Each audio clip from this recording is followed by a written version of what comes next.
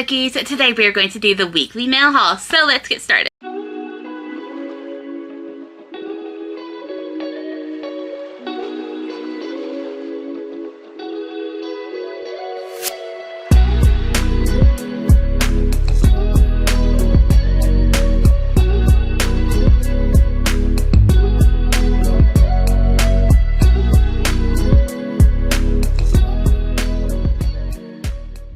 We got quite a bit of mail to go through today. So I'm going to start with the things that we picked up at Barnes & Noble on Valentine's Day.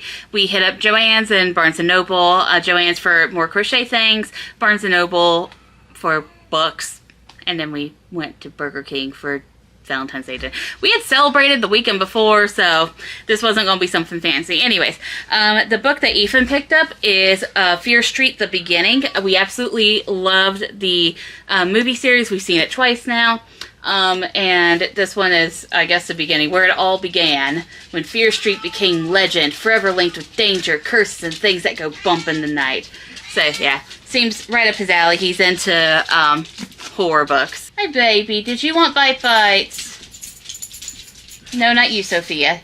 You've had Bite Bites. The book that I picked up is Cake Eater by Allyson Dahlin. I have read this book already. I had an e-arc of it. I absolutely loved it. This is a sci-fi retelling of Marie Antoinette that is kind of self-aware about it being a retelling. And I thought it was marvelously done. It made me empathize with Marie so much more than I had ever before, and it was a fun book. I hope that Allyson does more of these where she retells with a scientific twist other female heroines of the past. I would absolutely love her too. Her writing was phenomenal in this one. Then I got a couple books through mail. I got a lot of books. The ones I ordered were Want by Cindy Pon. I have been recommended this so many times. Apparently it is a dystopian. It says Jason Zhao survives in a divided society where the elite use their wealth to buy longer lives. The rich wear special suits that protect them from the pollution and viruses that plague the city, while those without suffer illness and early death. I feel like I've seen a movie like that's kind of like this, but I like the concept. I like dystopian, and Ethan is over there like, ooh, that sounds good. I also bought this is Five Nights at Freddy's Fazbear Frights #2 Fetch. I did have a copy of this, and it met an untimely end because there was the hugest spider I have ever seen in Georgia here. And I grew up in Tennessee, where apparently there are like several species of spiders that are just walking about. That was the biggest damn spider I have ever seen, and it scared the shit out of me. It was a wolf spider. I mean, we probably really shouldn't have killed it because it doesn't cause any harm, but it scared the shit out of us, and so my husband killed it with our copy of this book. So we bought another one. You had put in the basket for me to get #2. You said that is the replacement book to get. So if it's wrong, then that's the one that you put in the home stuff for me to buy. And then I couldn't remember where I left off with the Fazbear Fright series, so while I was at it, I went ahead and bought #7, which is The Cliffs. If you don't know, Five Nights at Freddy's is this video game series where you are, for most of the games, you are a security guard that is working the night shift, and the animatronics are possessed by the dead spirits of children who are vengeful because they died at said place. And you're trying to survive all 5 nights. It has grown so much more than that. The lore is expansive, and it includes the books, which is why I buy the books, because I'm interested in the lore. I don't even know if it's going to be a fully fleshed out lore anymore, because Scott sold the company, and yeah, also it kind of felt like in the last couple of games that he was just kind of just throwing stuff out there just to be willy-nilly with it, so I don't even know if he knows where the lore is going anymore. But anyways, we persist. We will continue. I bought book 2 of the Winterlight Quartet. This one is Blade of Cinders. I read book 1, which is Mirror of Ice. I thought it was pretty good, and I was interested in continuing the story, and this one was pretty cheap also. It's by Jennifer San Filippo. So go support that author. I got several books for tours. I am on the Bells tour for the 3rd book, and the whole series got a redesign. So here is the redesigned cover of The Bells, which I absolutely love. I love these redesigns so much. You don't even know. Here is the second one, which is The Everlasting Rose, where the story got a little funky, but it was still good. And I'm interested in seeing how it all ties up in the third one, which is The Beauty Trials, which just, well, is about to come out. Yeah, very excited. I received a copy of Momo Arashima Steals the Sword of the Wind by Misa Sugiura. And it says, all Momo wants for her 12th birthday is an ordinary life, a life like everyone else's.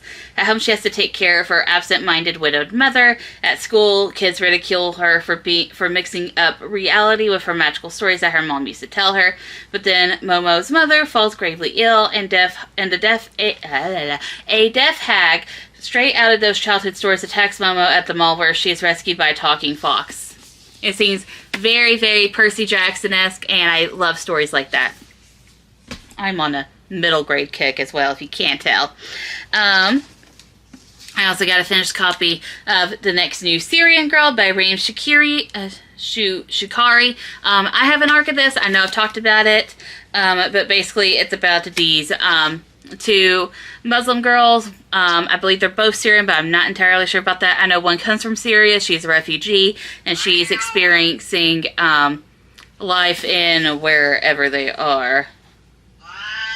Yes, they are both Syrian, by the way. The Society of a Suburban Detroit High School. Wow. And then the other character is a Syrian-American high school senior, raised on boxing and football. Sorry that the cat is crying. With a massive ego and a fierce mother to test it, she dreams of escaping her sheltered life to travel the world with her best friend. So I feel like they're going to be conflicting personalities. The Color of Friendship, if you remember that Disney movie. They need to advertise that more. That movie is fantastic. I got my Rainbow Crate box. I'm going to go ahead and unbox that, and then I got something else from Rainbow Crate. So, spoilers, this is the January Rainbow Crate box. If you're still waiting on yours or whatever, I'll put a little thing for you to skip to. But 3, 2, 1, let's go. The theme for January's Rainbow Crate is Finding Yourself. And this is the art print. Focus. There we go. Looks really cute.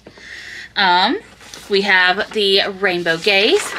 They had an announcement come out recently about RAD, which is Rainbow After Dark, which is going to be their quarterly box that focuses on more spicy queer books that we feel comfortable we feel comfortable putting in Rainbow Crate. So if you're looking for spicy queer books, it's going to be in the Rainbow After Dark box that's going to be coming out. Follow them on social media; they'll give all the details in.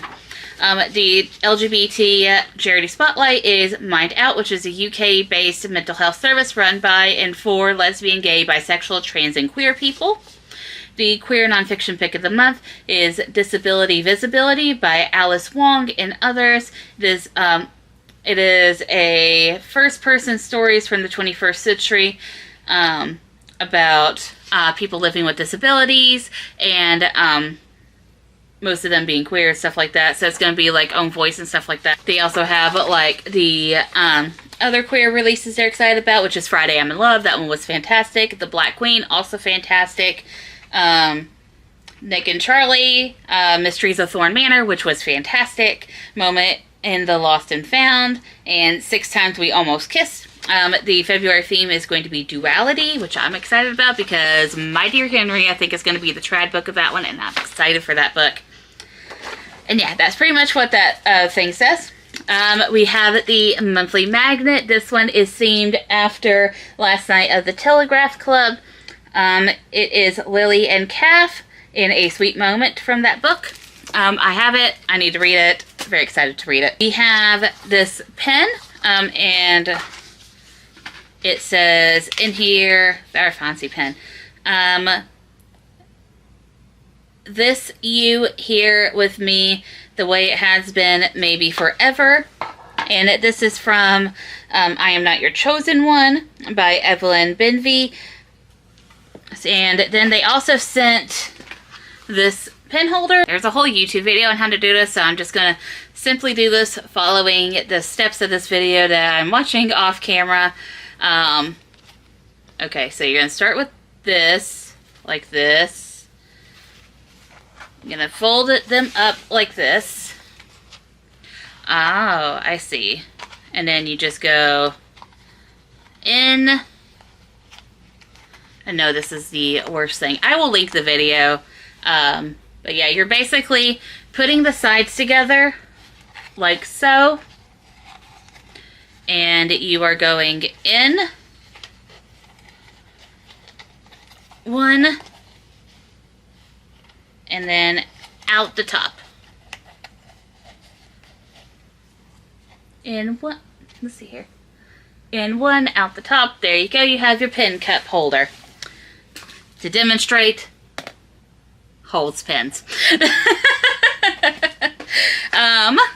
So yeah, I will link that video. It's fine.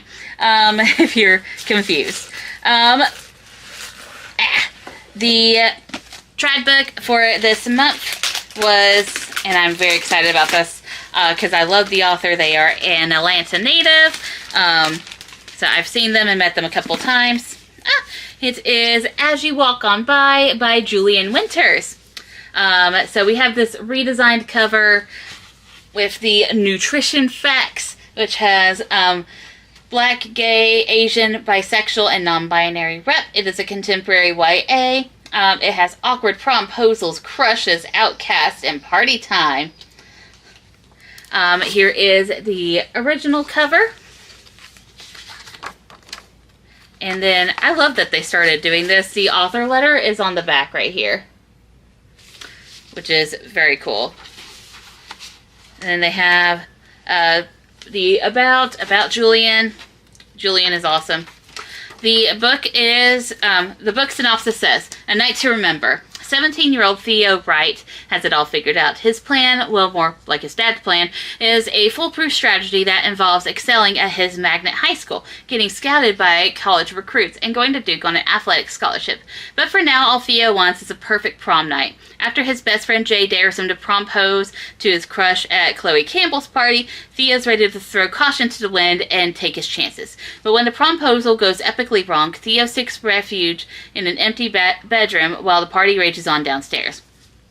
Having an existential crisis about who he really is with and without his so-called best friend wasn't on tonight's agenda. Though as the night goes on, Theo finds out he's not as alone as he thinks when one by one new classmates join him to avoid who they're supposed to be with outside the bedroom door.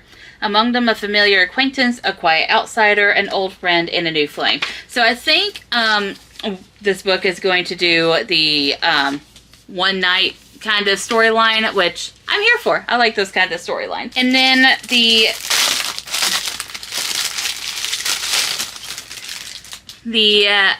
indie pick of the month. I have been heavily anticipating this book. I don't even know how to tell y'all. I was there for the video when it was first, when the book was kind of first announced and stuff like that. So I've been highly anticipating it. Name Bear by Natalia Hernandez. This cover is absolutely so gorgeous. Oh, look at that. Printed on there. Oh, look at that. Oh, it says, with birth there is always pain, and you being born anew, it will take some time to find your feet again. Oh, this is so awesome. It has sapphic, non-binary, plus-size, Latinx, and Afro-Latinx rep in it. Magic flowers, slow burn, discovering yourself, and weapons training. It is a Latin-inspired fantasy that is like 50-50 adult YA. God, oh, look at that. Oh, so gorgeous. I love it. Love the little butterflies on here. So basically, if I remember what this plot is about, from her announcement video, there is this girl who is a name bearer who works with the royals, and talks to the flowers and gives the names of the new royals. There is a new royal born, and when the name bearer goes to talk to the flowers, they're like, something sketchy, we ain't giving a name. So then our name bearer has to, who's our MC, has to go into hiding, and there's all of this cloak and dagger stuff that goes on. That's all I remember about the plot and everything before she was like, hey, I'm going to actually write this instead of just act it out. Also, there's a signed book plate for her.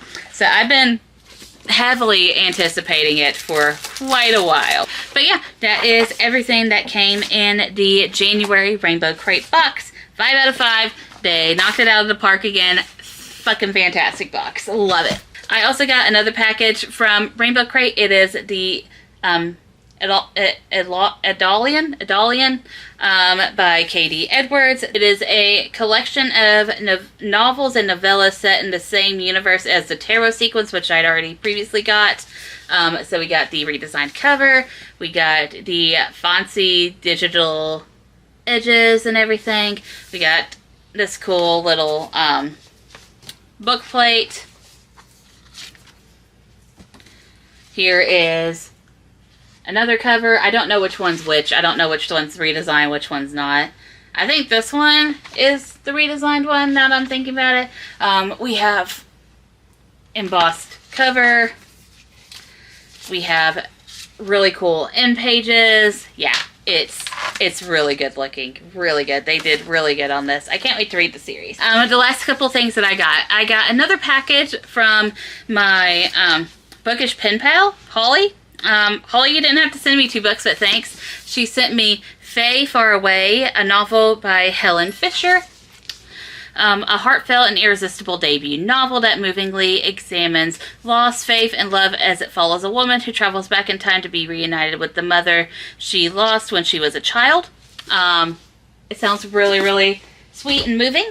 And then the last thing, not bookish, but kind of important, I guess. I got this self-therapy little tab for when me and or the husband are having mental health need moments.